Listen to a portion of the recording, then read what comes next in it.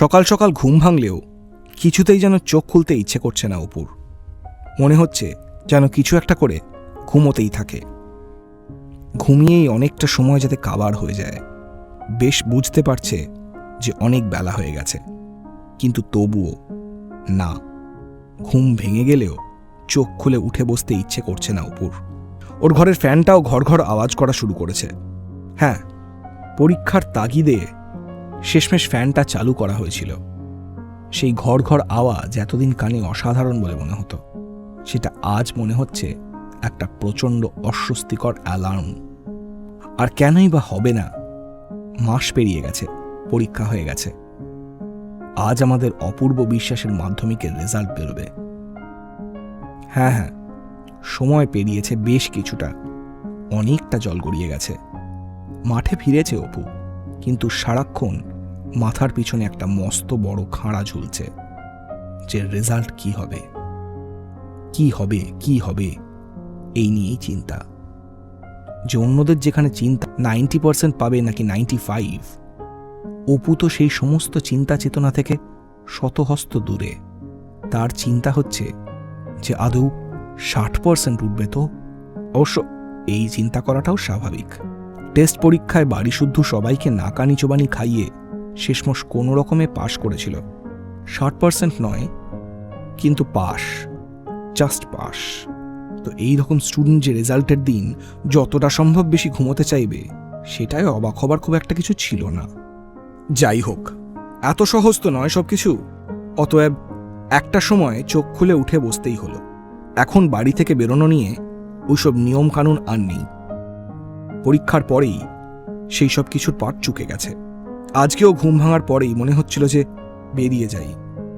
তারপর মাথার মধ্যে কে যেন একটা বলে দিল, না ভাই, আজকে বেরোস না, আজকে কাঁচা কাজ করার দিন নয়, একদম নয়।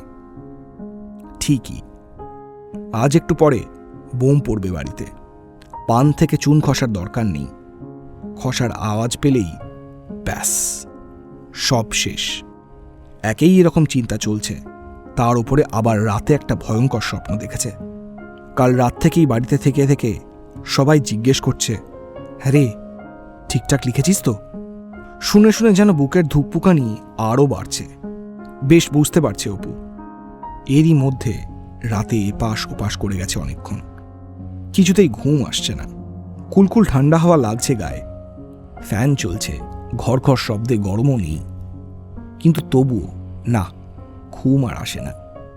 শেষমেশ ঘুম এলো তো এলো, কিন্তু যা একখানা স্বপ্ন সে দেখল, সে ঘুম ভাঙার পরে মনে হলো যে এর থেকে না হয় না ঘুমোলেই ভালো হতো। মাধ্যমিক পাশ করেনি, খালি সেটাই অপু দেখেছে স্বপ্নে এরকম নয়, তার সঙ্গে সঙ্গে নাকি বাড়িতে প্রচণ্ড খারাপ অবস্থা হয়ে গেছিল। বড়দা নাকি বলছিল বের করে দেবে বাড়ি থেকে। সেই নিয়ে বাবা আর দাদার মধ্যে খুব ঝগড়া। তার মধ্যে সুকান্তদা এসেছে, এই অপু খেলতে যাবি? ব্যাস, ভরভক্ষম ঘৃতাহুতি হয়ে গেল। সব মিলিয়ে যখন অপুর ঘুম ভেঙেছে, ততক্ষণে ও দরদর করে ঘামছে। যাগে, তো এই অসম্ভব একটা চাপের মধ্যে নাওয়া খাওয়া ভুলে চুপচাপ করে বসে আছে অপু। বড়দা এসে একবার বলল, এখন আর কি হবে টেনশন করে, খেয়ে নে যা কিছু একটা, সকাল থেকে কিছু তো খাসনি। কিন্তু কিছুতেই আর গলা দিয়ে কিছু নামলো না অপুর। পাশের বাড়িগুলো থেকে এক এক করে টিভির আওয়াজ শুরু হলো। রেজাল্ট বলা হচ্ছে প্রথম 10-এর। প্রথম 10-এ এসেছে 50 জন। কান খাড়া করে বসে আছে অপু। ভাবখানা এমন যেন ওইখানে নিজের নাম শুনতে পাবে ও। তারপর সংবিত ফিরতেই নিজেকে আকার গাড়ল ছাড়া আর কিছুই মনে হলো না ওর। তারপর শুরু হলো চাপা টেনশন। বাড়িটা যেন একটু বেশি নিস্তব্ধ, কেউ কোথাও কোনো কথা বলছে না। সুকান্তদা বলেছে রেজাল্ট চেক করে নিয়ে আসবে। ভরসা করে আর দরজার দিকে তাকাতেই ইচ্ছে করছে না অপুর। যদি দেখে মুখ কালো করে দাঁড়িয়ে আছে সুকান্তদা, ও জাস্ট কেঁদে দেবে। কিন্তু কেঁদে হবেটা কি? ভেতর থেকে প্রচণ্ড বিরক্তি নিয়ে একটা কথা বলে উঠল। সত্যিই তো, অপু ভাবল, এখন আর কেঁদে কেটে কি বা হবে? চুপ করে বসে আছে অপেক্ষায়। একটু পরেই আওয়াজ করে দরজা খুলল। অপু মুখ তুলে দেখল সুকান্তদা। না, মুখটা ঠিক কালো নয়, অবশ্য সুকান্তদা নিজেই কালো, তো ঠিক করে বুঝতে পারছে না। সুকান্তদা এসে বলল, কী রে ভাই, এরকম করে বসে আছিস কেন? সবাই কোথায়? বলে ভেতরের দিকে গেল। ও কাকা, অনিদা। বরদা, বাবা সবাই বেরিয়ে আসতেই সুকান্তদা অপুকে বলল, কী রে ভাই, তুই তেমন বলছিলি যেন পাসই করবি না? অপুর মনে হলো যে জিজ্ঞেস করেছি, কিন্তু বোধহয় একটু লজ্জার খাতিরেই সেটা আর জিজ্ঞেস করল না। সুকান্তদা সবাইকে বলল, ছেলে 78% পেয়েছে বাংলা, ইংলিশ আর ভূগোলে লেটার, বুঝেছ তো? হ্যাঁ, 78% এমন কিছু নয়, কিন্তু অপুদের জন্য এটা অনেক অনেক।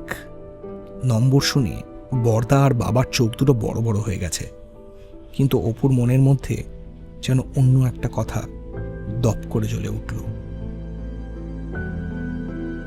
মনে আছে সেই অপুর স্কুলের প্রথম দিনে ও বারবার পেছন দিকে তাকাচ্ছিল। নবীন বিশ্বাস বুঝতেই পারছিল না যে যেই ছেলে এত উত্তেজিত ছিল সে হঠাৎ এরকম চুপ করে গেল কেন। বেরোনোর সময় অপু বেরোচ্ছে, তখনই মা ওকে ডেকে বলল, অপু একটু দাঁড়িয়েছে না বাবা, বলে পাশের বাড়ির দিকে এগিয়ে গেল। অপুর তখন তর সইছে না, খুব বিরক্ত হয়েছিল। মা জানে না যে দেরি হয়ে যাবে, প্রথম দিনেই এরকম করছে, কি করছে কি কে জানে। এমনিতেই এখন মা তাড়াতাড়ি হাঁটতে পারে না, পাশের বাড়ি অবধি যেতে যেন কতক্ষণ সময় লাগলো মায়ের। তারপর ঢুকে গিয়ে কি যেন বলল ভাষা ভাষা গলায়, কয়েকটা শব্দ শুনতে পেল অপু ঠিকই, কিন্তু বুঝতে পারল না। খুব রাগ হচ্ছে। কি রে বাবা?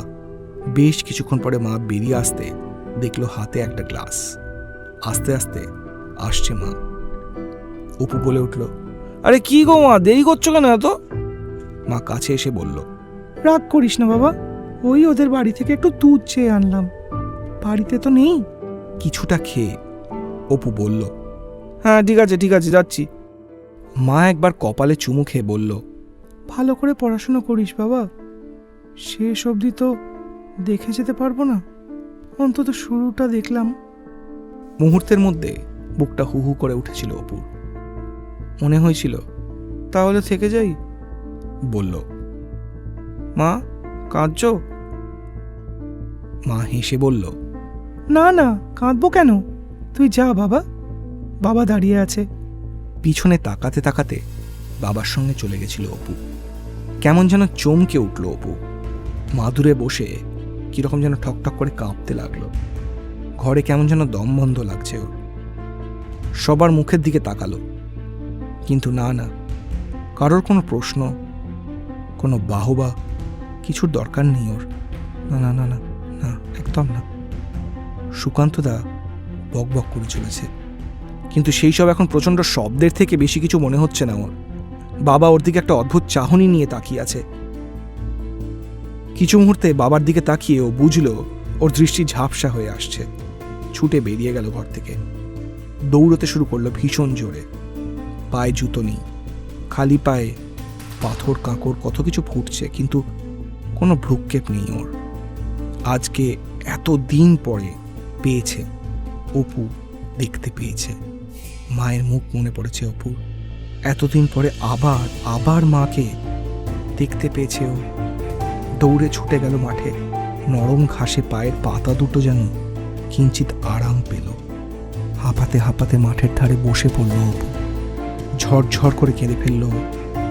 মেঘলা হয়ে এসেছে, বৃষ্টি পড়বে হয়তো। বেশ জোরে জোরে হাওয়া দিচ্ছে। অপু মাঠে মুখ গুঁজে কাঁদতে থাকলো।